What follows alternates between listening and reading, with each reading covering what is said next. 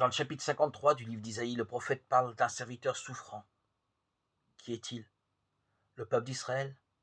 La figure annoncée du Christ? Les souffrants de tous les temps? Dans le non-sens de la souffrance, Dieu est présent auprès de celui qui est accablé de douleur. Le châtiment qui nous donne la paix a pesé sur lui. Il était sans apparence ni beauté qui attire notre regard. Son aspect n'avait rien pour nous plaire. Jésus est malgré tout condamné à mort. Jésus est chargé de sa croix. Méprisé, abandonné des hommes, homme de douleur, familier de la souffrance. Il était pareil à celui devant qui on se voile la face. Et nous l'avons méprisé, compté pour rien. En fait, c'était nos souffrances qu'il portait, nos douleurs dont il était chargé. Et nous pensions qu'il était frappé, meurtri par Dieu, humilié.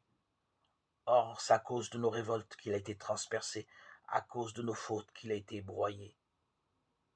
Par ses blessures, nous sommes guéris. Nous étions tous errants comme des brebis, chacun suivait son propre chemin. Mais le Seigneur a fait retomber sur lui nos fautes, à nous tous. Maltraité, il s'humilie, il n'ouvre pas la bouche.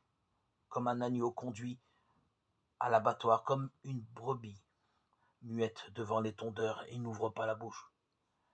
Qui aurait cru ce que nous avons entendu?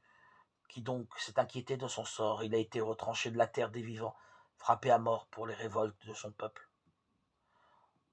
On a placé sa tombe avec les méchants, son tombeau avec les riches. Et pourtant, il n'avait pas commis de violence. On ne trouvait pas de tromperie dans sa bouche.